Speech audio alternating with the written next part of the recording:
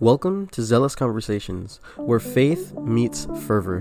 We dive into inspiring stories, explore scripture, and discuss how to live out our faith in today's world. Join us on this journey to deepen our relationship with Christ and strengthen our spiritual walk. Let's get zealous.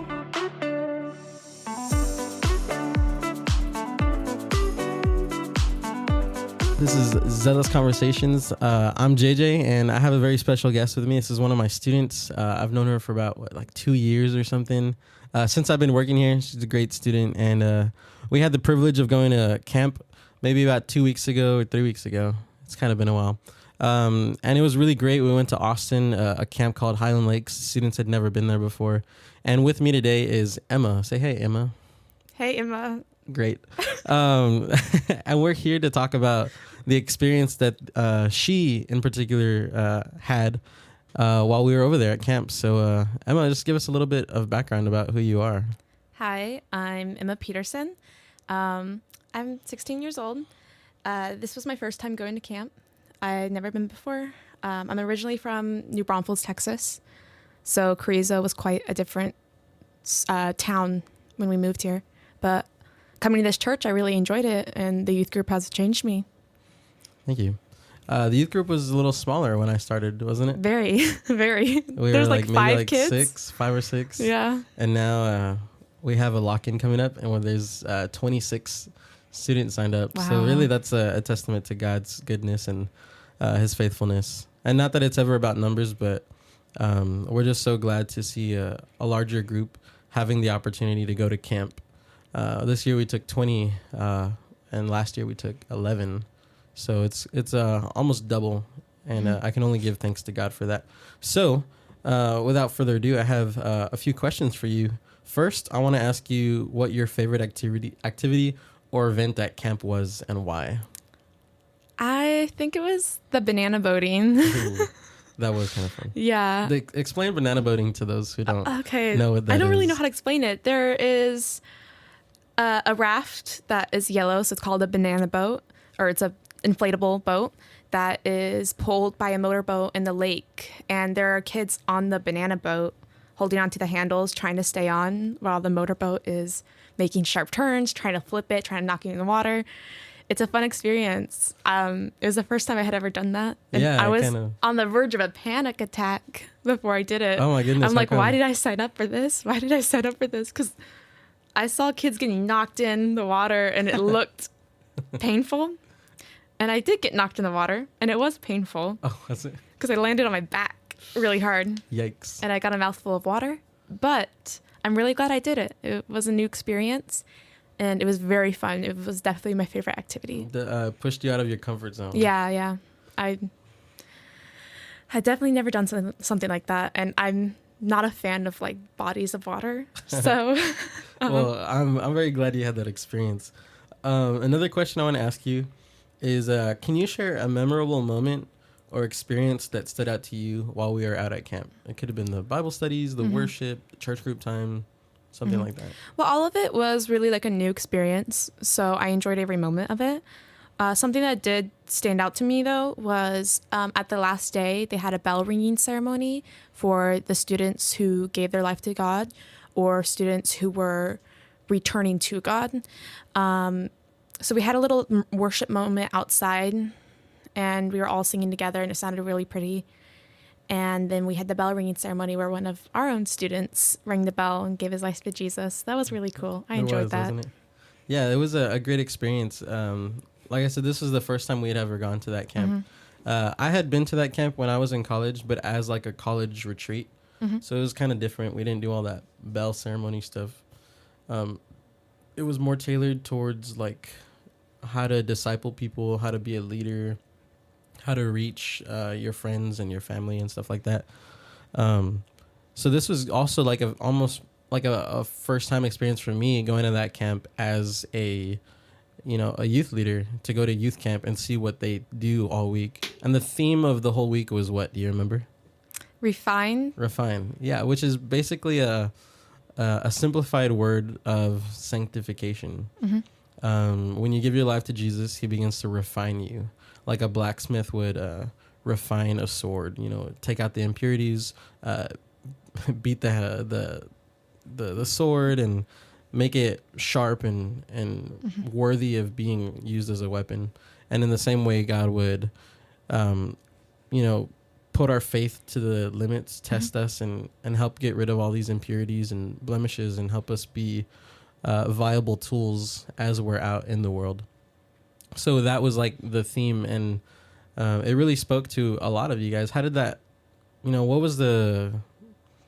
what kind of message did you get from being over there at camp? What did God reveal to you about yourself that needed to be refined?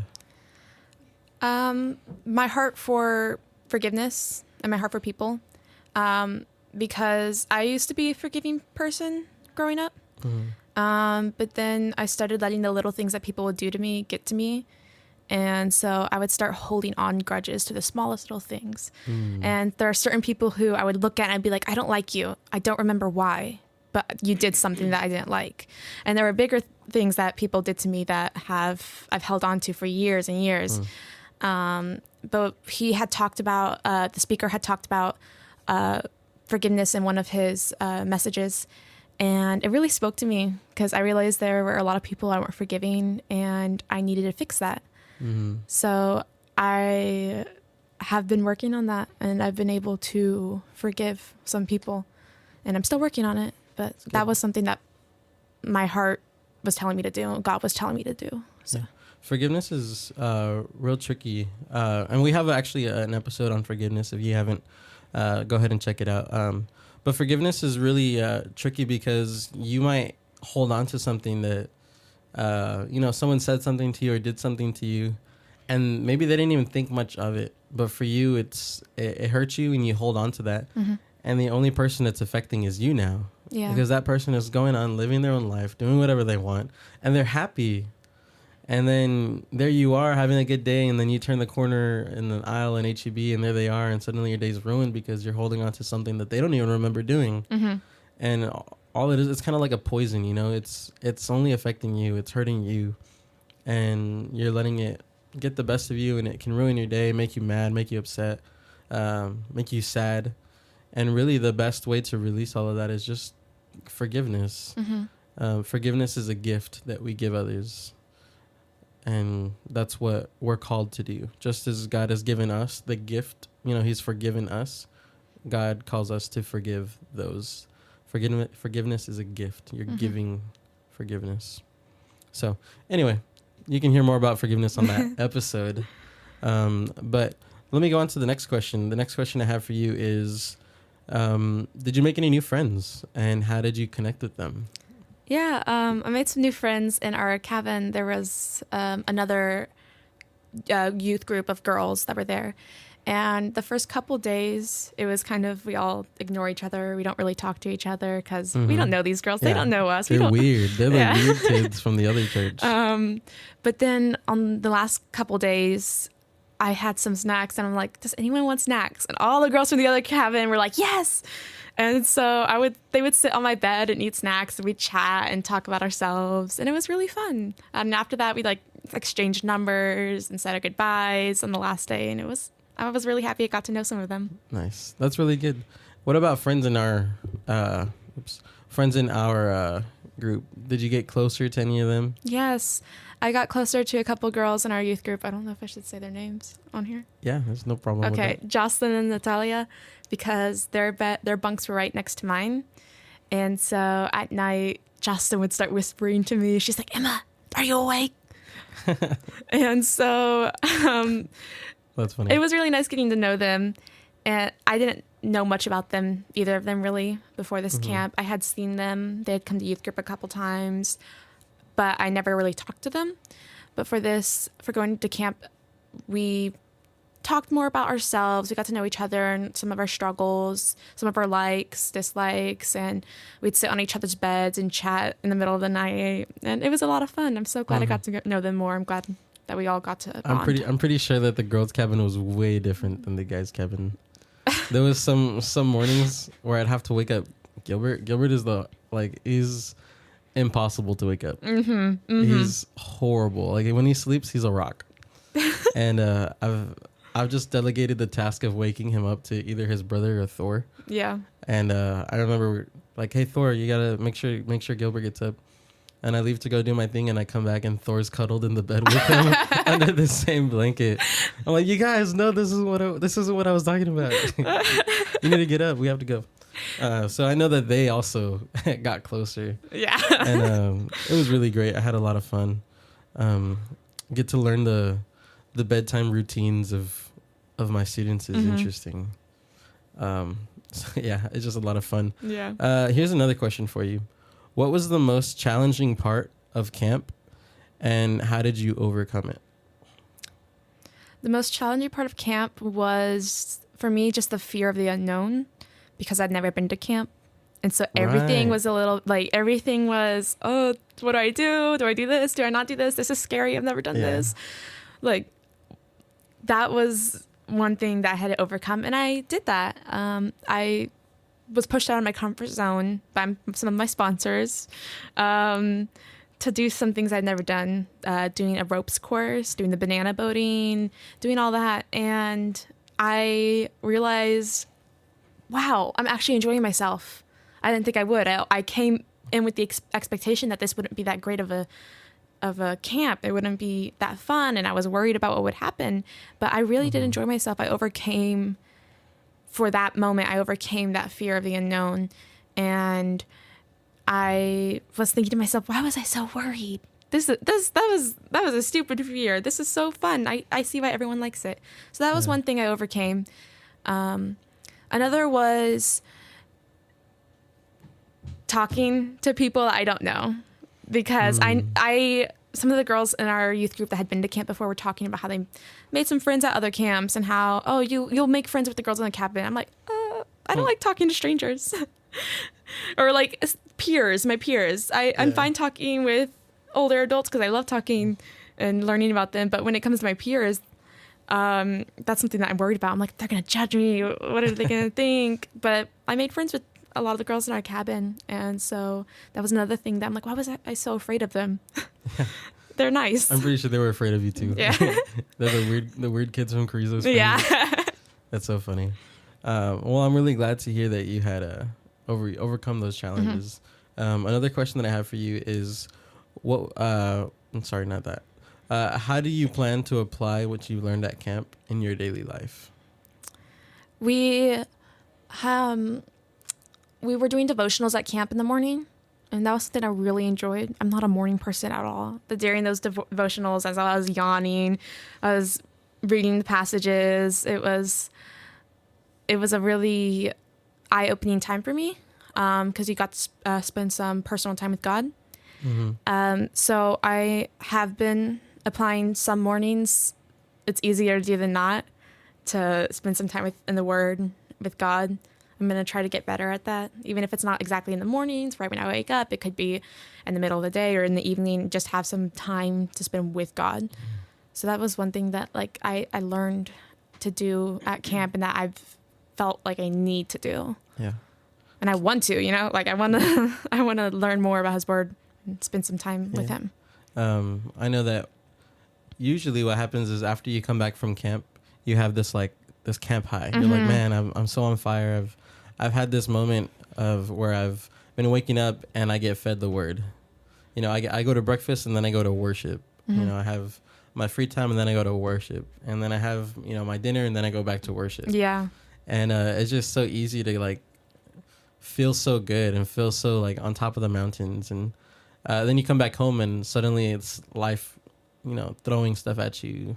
You got challenges to overcome, people to deal with, and it's just so easy to kind of fall off. To just you're riding that high, and then the moment adversity comes and trouble, you just kind of forget what you've been learning, and you suddenly go back to your old ways where you're angry at people and bitter, and you go to old habits. And I'm really glad to hear that you're trying to keep that going by doing reading and devotionals, even if it's not in the morning, because you're not a morning person. Yeah, no. But trying to keep that routine going, because it's so important that you would take what you're learning from camp and apply it, because those are people they're spending so much time trying to teach you, and it would be a shame to hear all of that and then forget it all.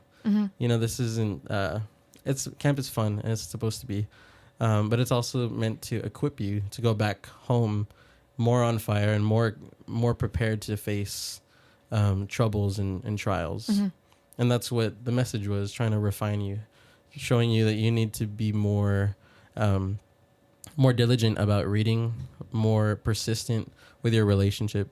So it's always got a lot of good stuff to give you, and it's up to the student like yourself to take that in, to apply, to learn and apply what they're learning, and learn what they're, no, I still can't English. My brain won't do it. To take what you're learning and apply it to your life. Boom. There you go. There we go. I'm going to leave that in there.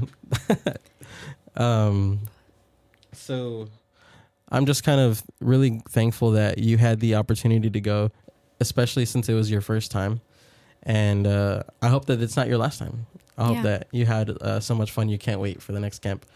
So my last and final question for you is, what is your advice, or what are your words to the next student who's anxious about camp, worried about camp, is afraid to take that step into the unknown?